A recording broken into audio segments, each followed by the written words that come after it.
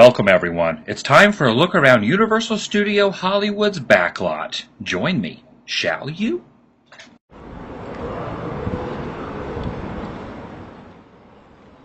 This video is basically thrown together with the purpose of showing you what I was able to get a first-hand account of by doing a walking tour of the entire backlot at Universal Studios Hollywood, which is awesome because all these areas and all these facades were used in a multitude of movies, television shows, and of course music videos that I've seen from childhood through my adult life. A lot of very fantastic places. If you recognize any of these spots, feel free to leave some comments down below and the minute and second point of what you're witnessing, and we can have an interactive area of goodness.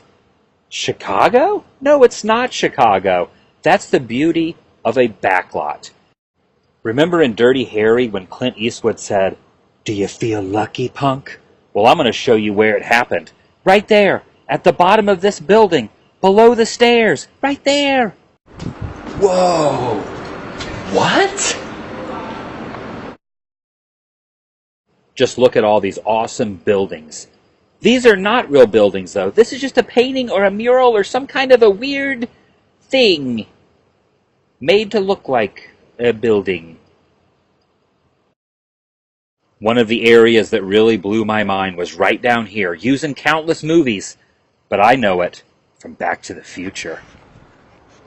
Oh my goodness, look at this. Dun, dun, dun. The amazing thing about this front facade is that it's actually covering the original clock tower. I thought about walking up here and getting a view maybe up the stairs where the clock tower originally once was. Then I decided maybe I should just mosey or walk around the back and check it out. So here's what the back of the clock tower looks like from Back to the Future. This is the part you don't see in any of the films. Pretty awesome that I was able to go back here, and now I'm showing you, sir. Big shopping cart. This house was actually used in The Best Little Whorehouse in Texas, as well as the Beethoven sequels with that big hairy dog. And then I decided to go down this way, down this road full of historic movie homes. This was the cul-de-sac from The Burbs, and also from a bunch of other television shows and movies and commercials. Maybe you recognize a few of these houses. This was actually the Animal House, right there, Animal House. And then over this way, that's the Munsters house, the crazy Munsters house. Remember them? 1313 Mockingbird Lane? That's what it looks like now. This is what it looked like in the TV show. Awesome. Yes. This whole area is very cool because of all the old homes, including this one, the Leave It to Beaver house. Did you see it? Rewind it if you didn't and let me know if you think I'm correct. Was that the Leave It to Beaver house? I think so. Moving on now, going to this area used in Pirates of the Caribbean. Yes, this area here in Pirates. And Jaws! It's Jaws! Speaking of horror, do you recognize this house? The original Psycho house? Well, I got to actually walk up. That's me! Adjusting my hand, pointing it towards the window. And speaking of the window, who was that up there in the window? Did you see Mother? Mother? Mother? Whoa. What was really cool, too, is I actually got to go up close and personal with the Psycho house and actually touch the facade and look inside. I'm not going to look in there, though, but I am going to touch this fake brick. And then I went around the backside, and I took my camera, and I actually viewed the interior nether regions of Norman Bates's mother's house. And here's the backside of the hotel down there. And look at this crumbling structure of the rock wall that led downward. And who's over there to the left? Is that Norman Bates? No, it's Whoville. Now that's strange. Whoville, right there. Dr. Seuss's Whoville is right next door to the Psycho house, the Bates Motel. Very interesting. and very neighborly. Who? Norman Bates, that's who. I was then able to walk around this plane crash catastrophe site using countless commercials as well as a very well-known Tom Cruise movie.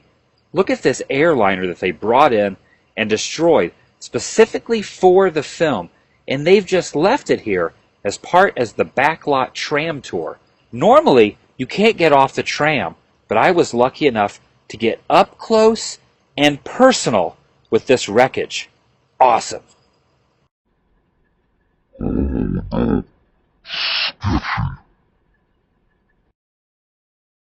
I'm not sure if any one of the passengers realizes or not, but they left their duffel bag right there. Their duffel bag was left. It looks like a tornado or a hurricane or another national disaster has actually wiped this area out. But it's all part of movie magic, created for filming so that you and I can be brought into a fantasy world, an imaginary creation by directors, producers, and other people who have actually brought the magic and the wonder of movies to life. Is this the car from that one film? Also, there's a lawnmower there, which gives a little bit of realism, and a toilet. Did you see that toilet?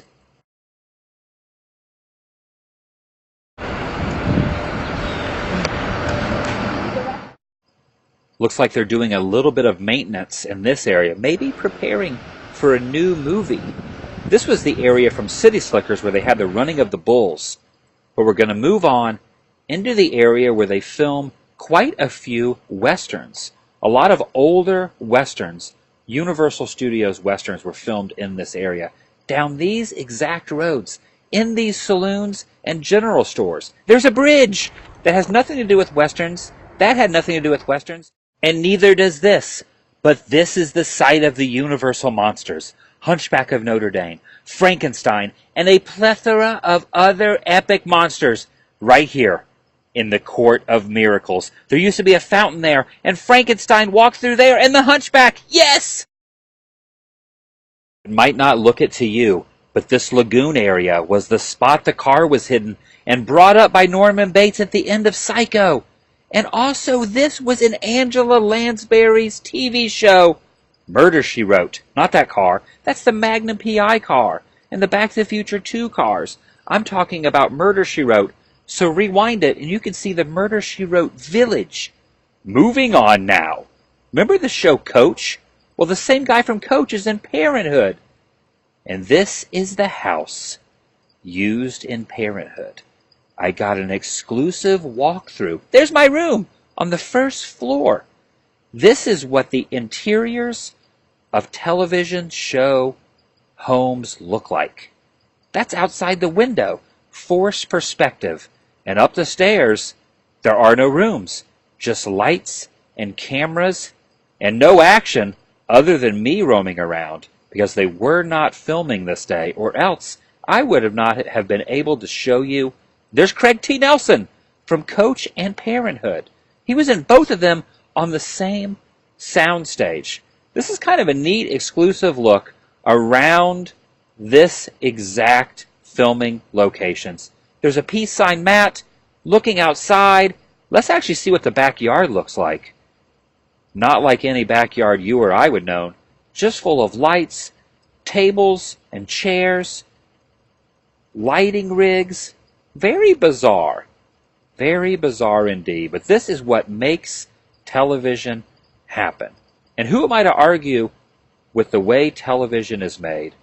And now I'm going to scurry out the front door with you. We're looking around the front yard and a trophy and another trophy. Lots of trophies here. A lot of talk about trophies. Because I love trophies. And I love the fact that this Universal Studios box was able to be shown. Going back up the stairs again, not really sure why. Oh, that's why, because I wanted to show you that and the couch and outside of the window. Here's some props from the show. Have you ever seen the movie Parenthood? Well, it actually created the idea for the television show. Have you seen the television show? What do you think about the television show? And by watching this video, is it going to prompt you to watch the television show? These are all questions you don't have to answer. Unless you desire to answer them in any fashion, then do so now. I'm just rambling incoherently because there's really not a whole lot else to say other than Parenthood film. I should have looked in that toilet, but the toilet was not opened. That's one thing I'm going to regret. Oh yeah, now we're in the prop warehouse. Lots of fantastic props, tables, chairs, wardrobe, all kind of weird things that most people don't realize that you see in television shows are all stored right in here. For rent, there's a Beverly Hills sign. And here's some pianos, any kind of prop, E.T., Phone Home, and Buddha. All of these props can be found. Here's a close-up of Buddha's face and a gong. Not sure why I showed the gong or this chair or why I'm going to pick up this paperclip safety pin thing. Here's some flags, all kind of props and wonderful things are in the prop warehouse that the general public normally can't get into. I was lucky enough to see this, though. This sound switchboard. How amazing is this? But even more amazing is this relic. Who knows what movie this was used in? And this, if you recognize any of these old, ancient, movie, iconic, legendary things, make sure you leave some comments down below so that I can read them and others can read them. And check this out. It's made of rubber, not metal. Fooled you.